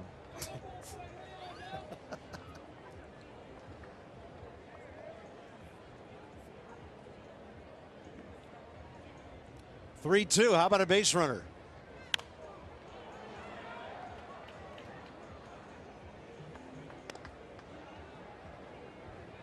That opening day game, if it's cold, might be 48 minutes long. Yeah. With those two guys throwing. Somebody's going to win 1-0 and throw a 2-hitter while the other guy maybe loses and throws a 3-hitter.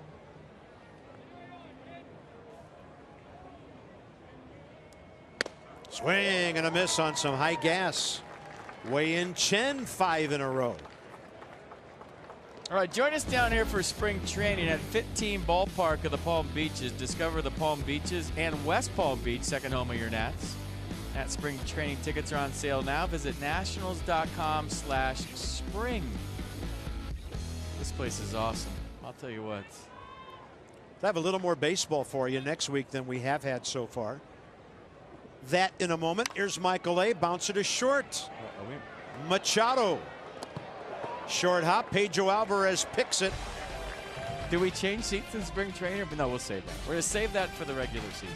We're good. Same headsets, though. Yeah. Some pretty decent leather tonight. And we're going to show you some plays from Ryan Zimmerman. He's so good at the pop-ups. This one laying out. The backhand flip right on the money to Anibal Sanchez covered. And then this one, a little top spin in between hop. Not a problem. So here's your game summary. We showed you those highlights, and we're showing you the game summary. Take you behind the curtain a little bit. There's a lot of changes. Bob Carpenter had to fix his scorebook, so we are stalling for time. There you go. Call it TO, baby. There it is. There's Brian Holiday. He's going to get a third at bat here. He's the only Marlin that has not been substituted for so far. Another inning for Eric Fetty. And in a moment, we will see Isan Diaz DHing for Curtis Granderson.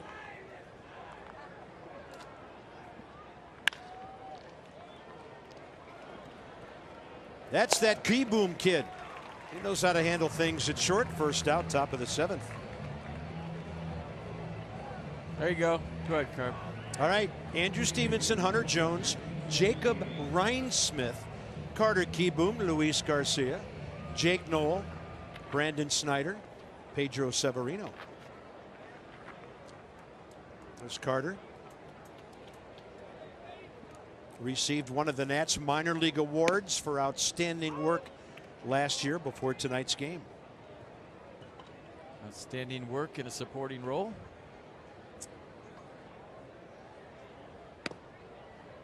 Pitch up, 1-1 to Isan Diaz.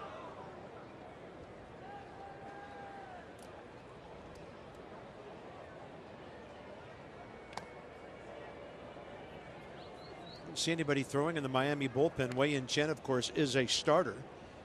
Didn't start tonight, so we could see him get another inning. He's retired 6 straight.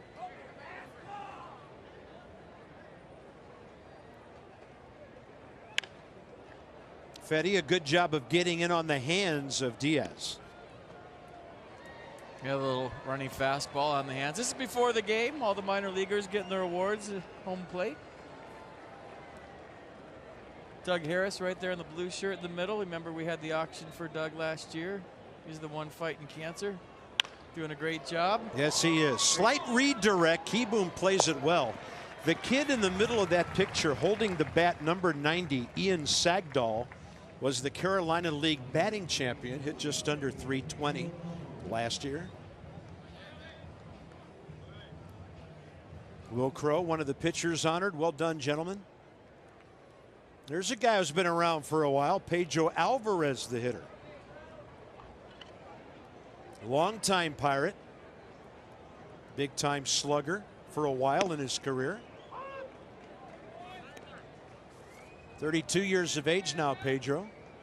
Career batting average of .236 with 162 home runs. 7.02 years of service, excuse me.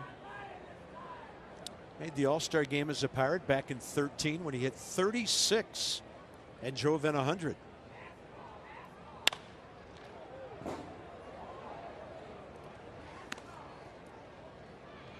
Parts of the last 3 years with the Orioles.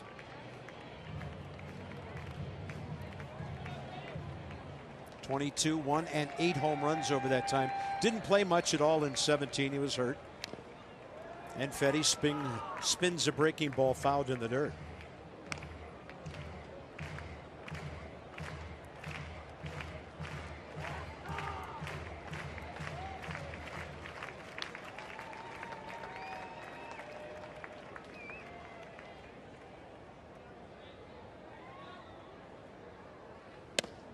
Oh. Fetty was heading to the dugout. He thought he had painted the inside edge. A run back fastball. Looked like it got back there, didn't it?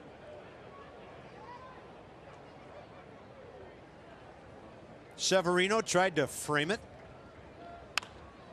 And then Alvarez on the next pitch fights off a double down the left field line right in front of Andrew Stevenson.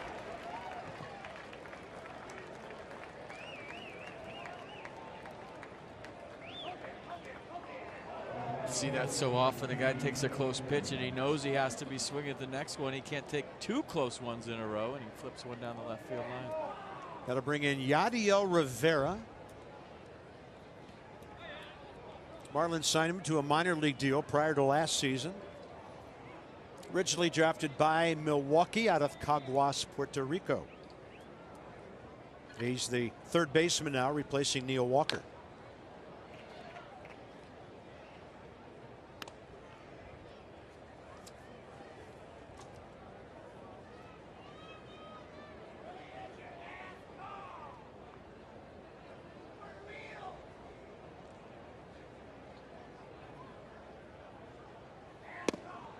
Uncertain swing right in there with the heater.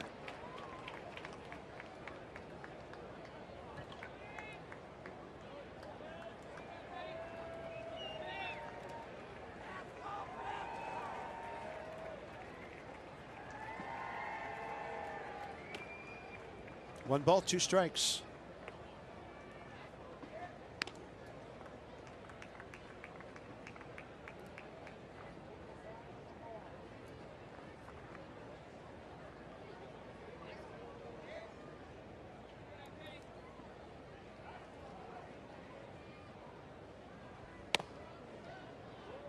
And another narrow miss to that side of the plate. I googled Caliente Red. It's a color. I thought the Marlins made it up. It's really a color. I like that little trim on the sleeve, the Caliente Red. I like their new unis. I've seen the dark gray tops. Have you seen those? Have not. Kind of like the Diamondbacks. And of course, we know all about the old Miami teal because they used to train up in Vieira before the Nats got there, and the ballpark was of a teal motif when the Nationals first got there in 05, and then became red, white, and blue, as it should. I think it was Caliente teal. Pretty good jammage right there. Brandon Snyder to the bag, and a scoreless 7th put up by Eric Fetty. Marlins 2, Nationals nothing at the stretch.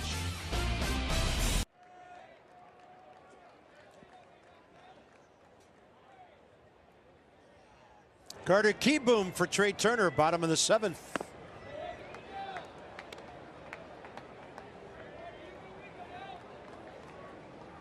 So 286.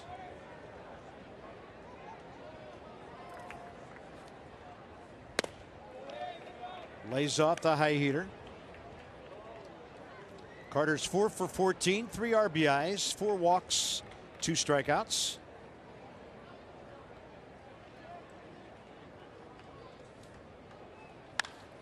Launches one high to left. Can the breeze coming off the ocean help it? Not enough, and it's grabbed by the center fielder Guerrero. Gabriel Guerrero at the barrier. Good looking swing right there. by Carter Kieboom. We've been impressed with everything this kid's done this camp. Got a fastball right down the middle. Maybe a little bit too high in the launch angle, but you're looking at the flags and you're thinking this one's got a chance, right? He hit it high enough to ride the wind. And the Nats looking for their first knock, not to be.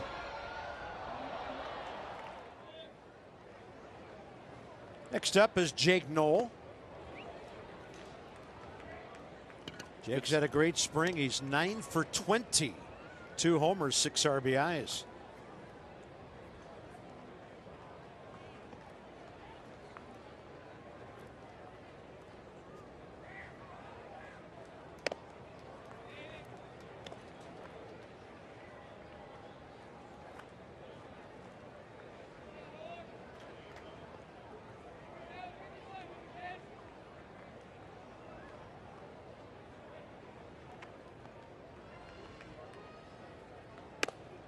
Two and one.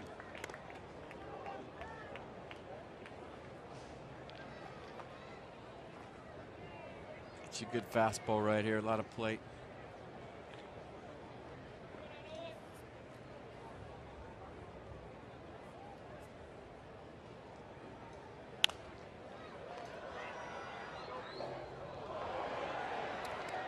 So let's summarize. Carter Kieboom, overall player of the year.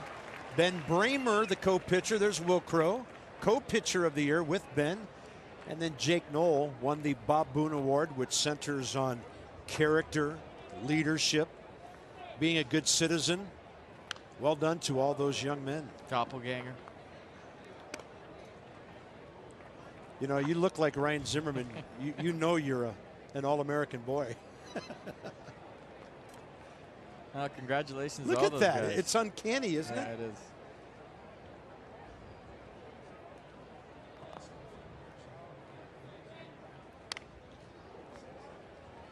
You know, it's if you take it to a whole nother level, those early shots we had of Ryan Zimmerman in his first home run, he had a stance like Jake Knoll back in the day. I remember those early shots we had of Ryan, probably his rookie year with his first home run. He was spread out, had kind of a Derek Jeter type approach. Yeah.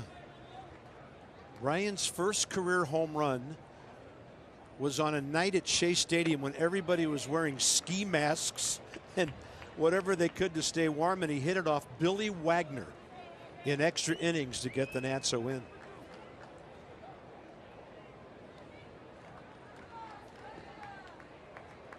Three-2 with 1 out.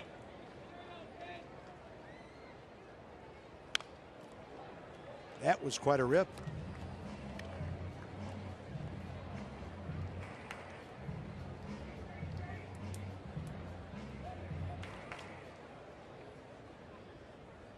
Brandon Snyder on deck.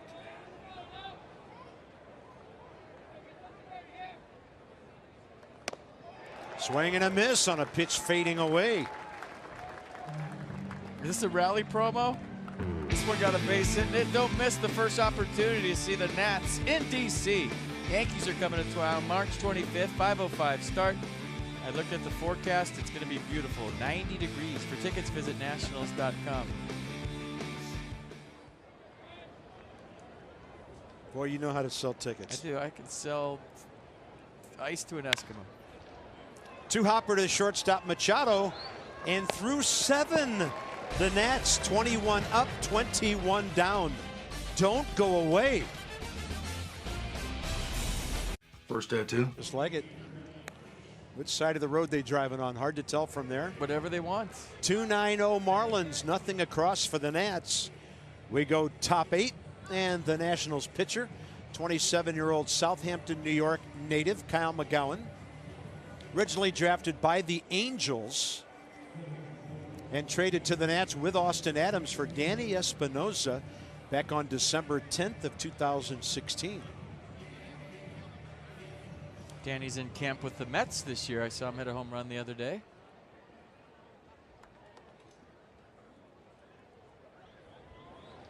Wish him well. Still one of the better shortstops you will ever want to see at the big league level, Danny Espinosa. Here's Devin Marrero.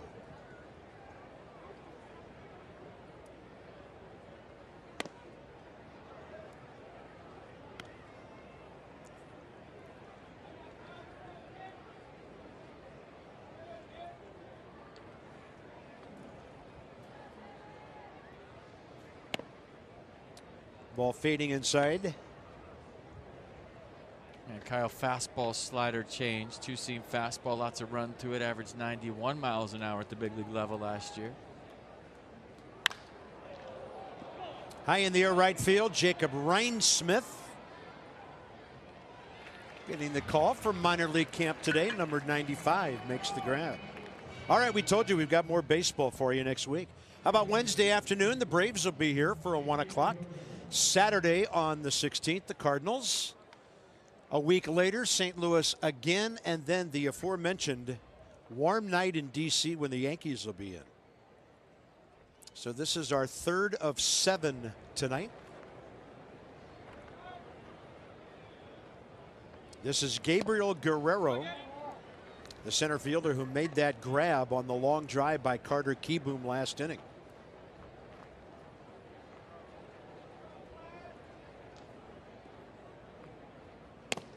That's a great breaking ball from one side of the plate to the other.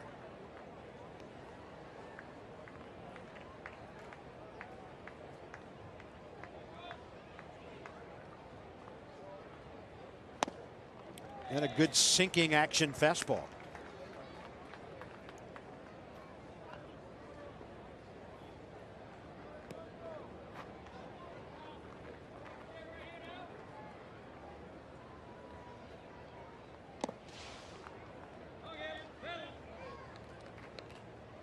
I think you heard the slide by Pedro Severino. I did.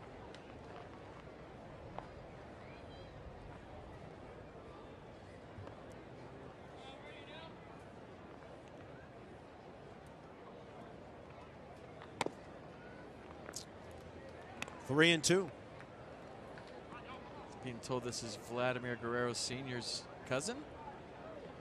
You nephew? can see some Vlad in that setup, can't you? Nephew, yeah, I can see it all over the place. Wow. I mean, who needs batting gloves? More than Vlad Jr.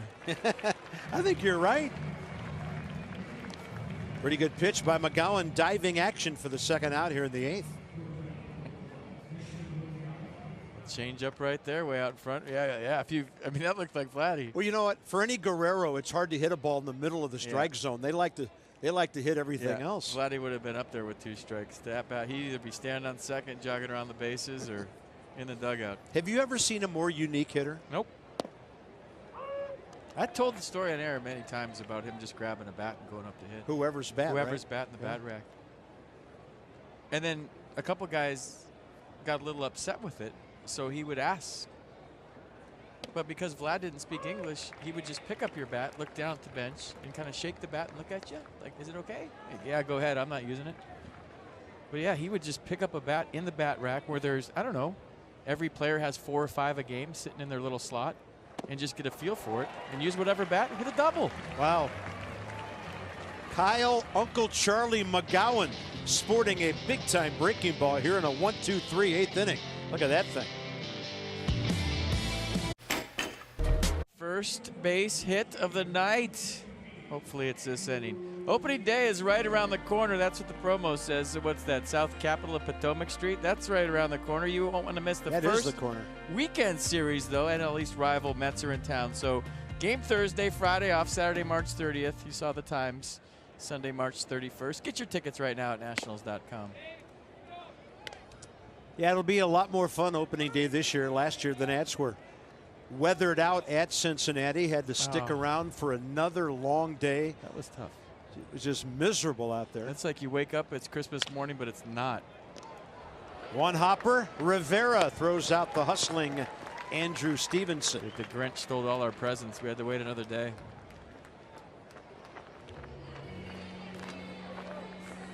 Next up is Pedro Severino. Here in the bottom of the 8th.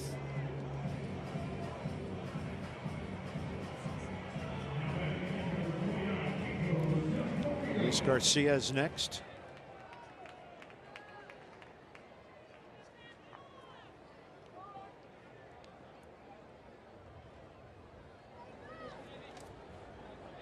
Pedro 5 for 12, couple of RBIs. Yeah, before we get through for the evening, we just want to wish one of our favorite guys well. That's Sammy Solis, who was released by the Nats today. Sammy's got a big league arm. We hope he gets an opportunity with somebody. Left-handers are very valuable in this game these days and have been for a long time. And Sammy's just a great young man, always a smile on his face, and we wish him very well. You're kind of blindsided by it today, but you know what? The Nats do you a favor by doing that, I think. Now, if you get released at the end of camp, all the rosters are full. You get released now, you got a chance to make a big league club somewhere. I always hated when, I felt bad for guys that got released at the end of camp. Now you have to go to a minor league team if you're lucky, because the minor league rosters are full too. When guys get sent down, it's a trickle-down thing. So finding a spot at the end of camp is not easy, and Sammy will definitely find one. He throws 95. He's left-handed. We hope so. Davey Martinez said he took it very well, even though he was surprised. And Davey said that's one thing the ball club felt like they could do for Sammy was to do it now. 2 balls, 2 strikes.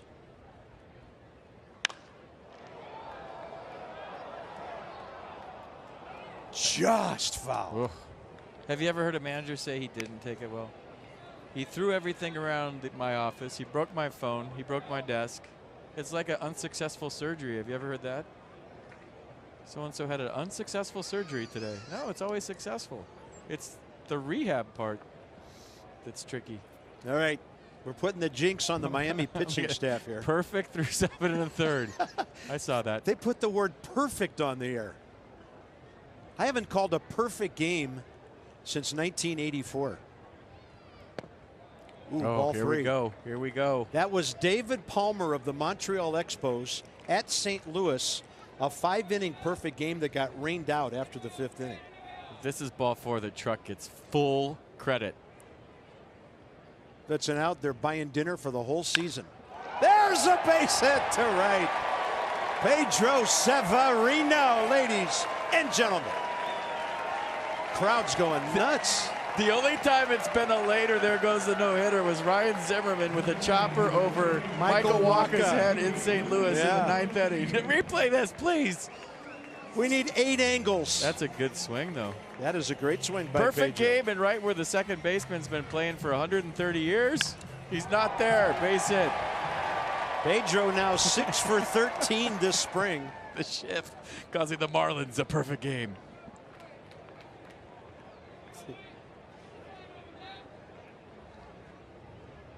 There's Luis Garcia. How long is this? It's more than 130 years now, isn't it? Oh, yeah.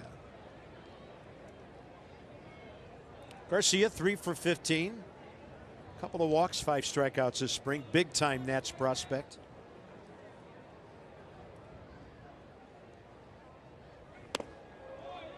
One. 150 years of pro ball. Yeah. 1869 Cincinnati Red Stockings. Oldest professional franchise. There would have been a second baseman standing there in 1869. He would have had a glove on the size of his hand, but he would have been there. And he would have left it there for the other second baseman when there's 3 outs. I know. That's the one thing I love about that movie, 8 Men Out. Yeah. When the White Sox, eventually dubbed the Black Sox because they threw the World Series, they'd make a play, 3rd out of the inning, throw the glove up in the air and let it land and lay where it may. Ball 3. Rally building here. Matt Reynolds is next. He'll be replacing Suzuki in the DH spot.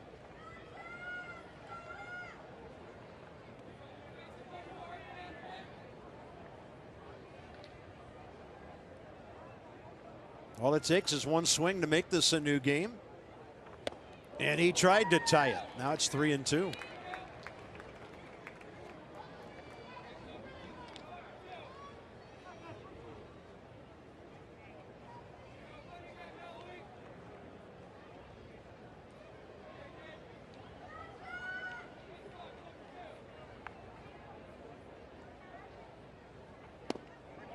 Strike 3 call.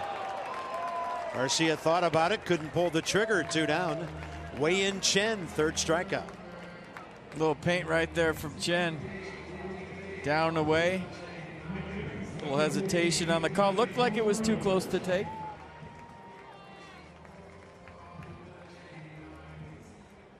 Yeah, good pitch. Matt Reynolds, the hitter. 28-year-old, non-roster, invitation to spring training. Is with the Nats organization all of last year.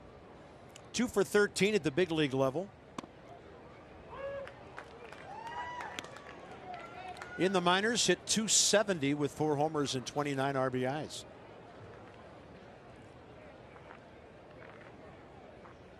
Almost all of that with Syracuse.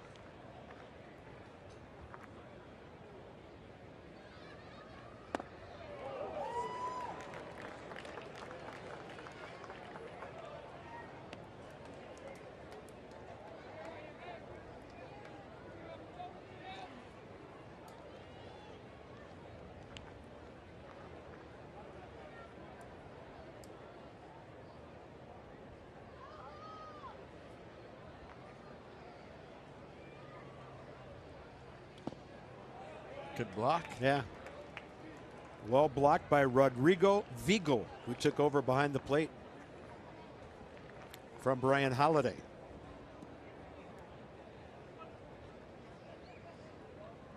Two nothing Marlins, bottom of the 8th inning. Nats are 7-6 on the spring. Miami 5-10. Nats will be here tomorrow. They'll be the visiting team against the Astros. Monday up in Jupiter against St. Louis. Back here to host the Astros on Tuesday before we televise the Wednesday game against the Braves. Atlanta Braves have to travel a long way now to play spring training games when they're away from Disney. I think their closest team might be the Tigers in Lakeland. And Reynolds will sky one high to left. Machado out, Ramirez in. He has it. The Nats get their only hit of the night, a solid single by Severino. 2-0 after 8. One outing, no runs on 4 hits, 4 innings. Didn't walk a batter, 1 strikeout, and his thoughts on his outing this evening. I mean, just the good thing is just able to throw the 4 innings. It's the opportunity to continue to build my arm to the season, and you know, just another spring training game. Does it matter to you a lot to get how you get the outs, to get them on the ground versus getting them in the air? Does that mean something to you? No, but I think as soon that I get so now, especially quickly innings, like on the first inning, I don't remember how many pitch I threw, but I think it's just few less than 10 pitch. Those kind of innings that's what I'm looking for every time when I go outside. We remember how many pitches he threw in the first inning. 7, 6 were for strikes.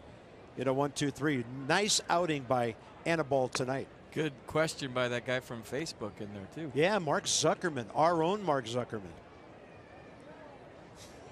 The guy from Facebook. The abuse he takes and the wonderful responses he gives them on Twitter make it worth following Mark Zuckerman. Ramirez, Harrison, and Vigo, top of the 9th. And for the Nats, this is Scott Copeland, 31 years of age, got an invite to spring training. Originally drafted by the Orioles back in 2010 out of Southern Miss. He's had big league time with Toronto and the Mets. There goes the bat and right into the screen above the Marlins dugout. See, that's where I feel like the screen's great. Because everyone tries to catch a bat. And if you don't have a screen, you're at a game, don't try to catch a bat. I've seen so many terrible things happen to people's dental work. Maybe, you know, their cheekbones trying to catch a twirling bat into the stands. Yeah. It's not worth it. And that might have just saved them. And look at, she's doing the Exmo replay. I would have had that. No. That ball is cranked to left. Stevenson can only watch it. Hits the base of the wall. Andrew returns it in. Loud leadoff double by Harold Ramirez.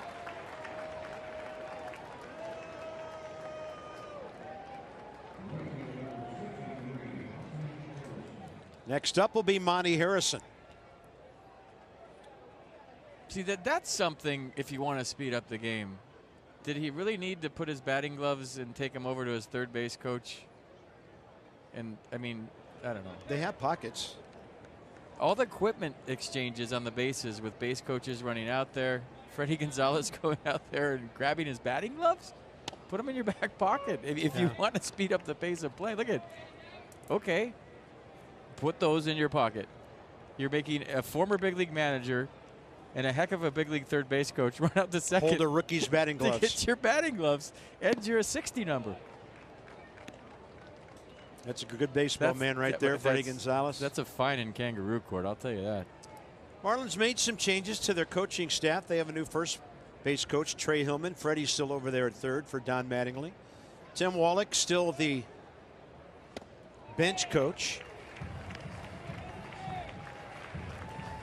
So a good strikeout there by Copeland on Harrison. Oh, this is my favorite promo. National Spring Training Baseball is always live with MLB at Bat. Follow the action through game day. Watch. It's your #1 Nats app. There's Rodrigo Vigo. That one and the Peanuts. My two favorites. Yeah, the Peanuts will only be in Woodbridge for a short time now, heading down to Fredericksburg, new ballpark on the horizon. Yeah. So the Nats High A Club will be a little further south from D.C. than it is right now. Somebody's got to be in a hurry. It's Jake Knoll. He looks like a young Zimmerman at third base on that play. 2 down. That is very well played. Good call. He looks like Zimmerman and he looked like Zimmerman. Got rid of this quick. Bare hand play. Watch the release, how quick. Boom. Right on the money with something on it.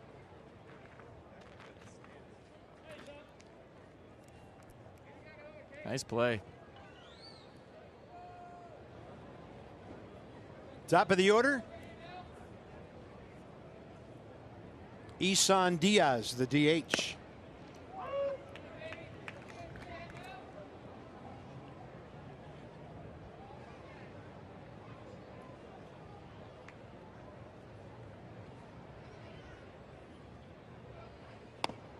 Good fade on that one, moving away from the lefty. Scott Copeland, 31 years of age.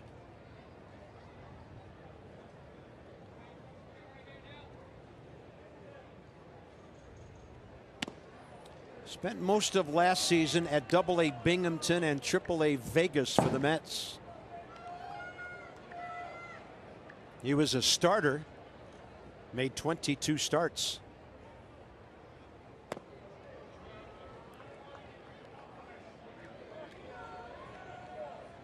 So the Mets now have their Double-A and their Triple-A upstate as they take Syracuse for their Triple-A.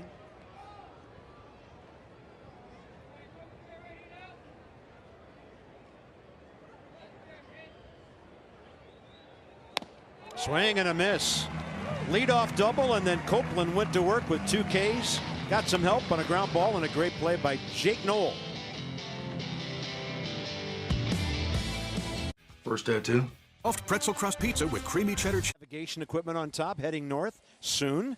You totally wish it was the Masson yacht because we'd be there right now. Well, in a couple of minutes anyways. Check this out, folks. When you talk about the NL East and the big boys and how good it is this year, the Braves, the Nats, the Mets, the Phillies, they're all going to knock heads, right? Whoever, I think, does the best against the Marlins has probably the best shot to win the division. Not that the Marlins are a team that you can walk all over. They got a lot of young players. They're trying to prove themselves.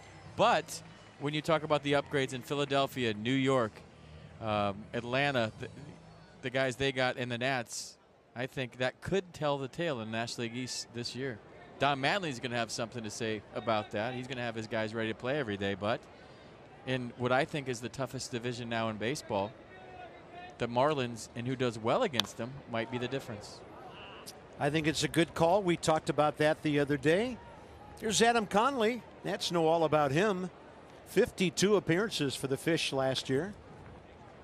50 and 2/3 innings. Strikeout guy, 50, and he walked only 18. He's got that herky-jerky motion, and the ball's on top of you in a hurry. This is Hunter Jones, who's been playing center field for a couple of innings. Then we'll see Jacob Rhinesmith, the right fielder, before Carter Kieboom at the top of the order. It's a good hack. He's throwing strikes, and Jones hacking away. I'll tell you what, it's always fun when you're a younger player to get into a big league spring training game and face a big league pitcher. Because a lot of times when you get in late, most of the time when you get in late, you're facing the guys you faced in the minor leagues, guys with 70s and 80s and 90s. He's getting to face a good lefty. Ball pulled to the shortstop hole. Safe at first. Hunter Jones getting down the line from the right side of that batter's box. And the Nats have their second base hit. I'll tell you, Machado had a nice, strong throw on this, but the ball was barely in his glove, so he had to kind of reach a little longer than he wanted to. The throw was impressive. The hustle down the line, impressive. But if you saw that first replay, it was a snow cone catch on the backhand, and he had trouble getting it out. That was the difference in safer out. Now the tie and run comes to the plate. In the person of left-handed hitting, Jacob Rhinesmith, 1 for 1 in big league camp.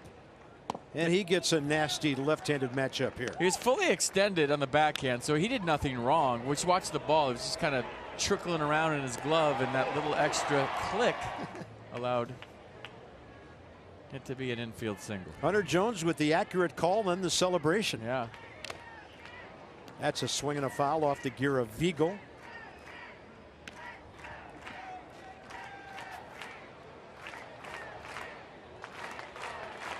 Crowd's going nuts right now. They want the Nats to figure out a way to walk off the Marlins. Look, this place is losing its mind. Well, you've had one walk-off game on Masson this year. The Adrian Gonzalez special. You got a call ready if he goes. Pardon me, Adrian Sanchez.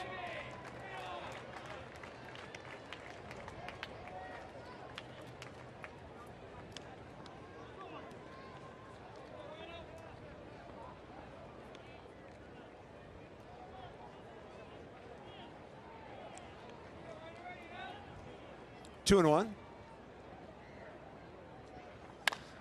Goes the other way. Going to be close at first, and they got them both on a 6-4-3. Machado, Marrero, and Alvarez. Well played by the Marlins.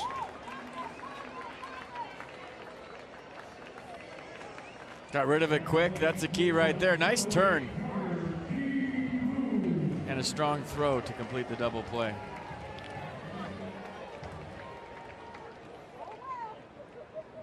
Carter Kieboom almost left the yard with a long drive to left center 2 innings ago.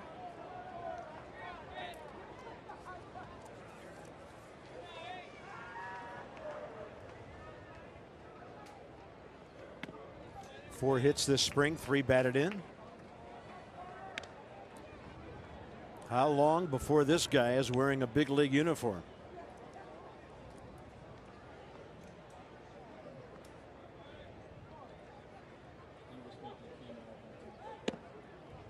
One.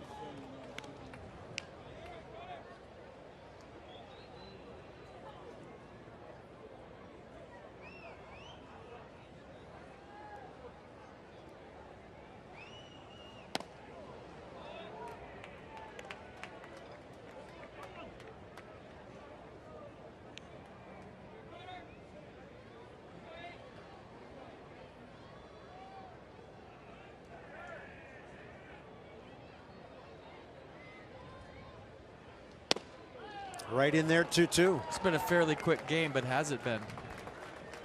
With daylight savings tonight. Think about that. Sleep fast, everybody. Spring forward. 2 balls, 2 strikes. So your point is it's really 4 minutes to 10, yes. not 9. It's not 2 o'clock in the morning if yet. you do get a fast game and the pace of play speeds up, it's daylight savings time, and you don't, is my point. 2-2. Well inside.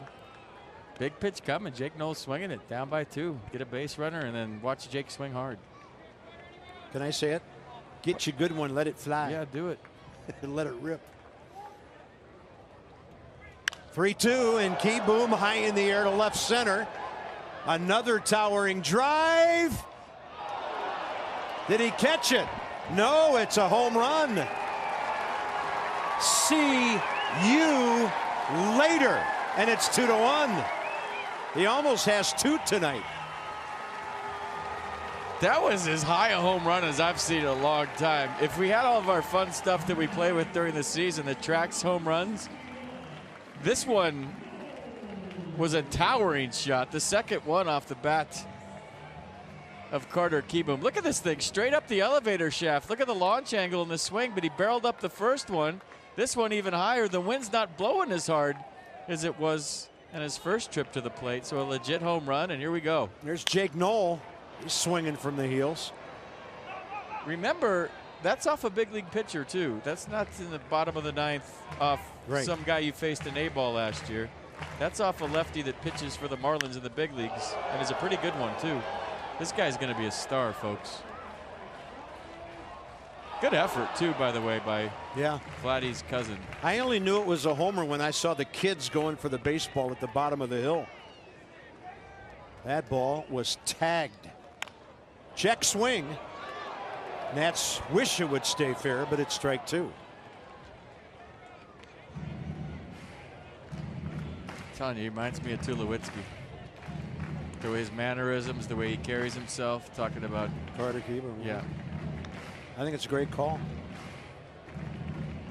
Show me the home run again, because everyone at home wants to see it. Watch how high this is. Straight up. That should be a pop-up to short.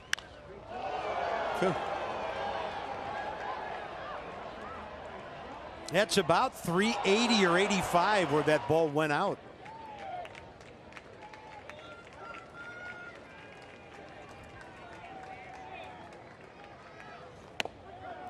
Strike 3 call, and the game is over. At 8:55, 2 hours and 20 minutes. Nats drop at 2-1 as they only muster 3 hits on the night. But a real bright spot, actually a couple of them, the pitching of Anibal Sanchez and the home run moments ago by Carter Kieboom, his first of this spring training. So for FP and Alex, Bob Carpenter, Marlins win at 2-1, and we shall see you Wednesday at 1 p.m. on MASN when the Nats host the Atlanta Braves. This has been a presentation of MASN. Hope you enjoyed some primetime Saturday Night Baseball. Can't wait to see you on Wednesday. And until then, so long for just a while.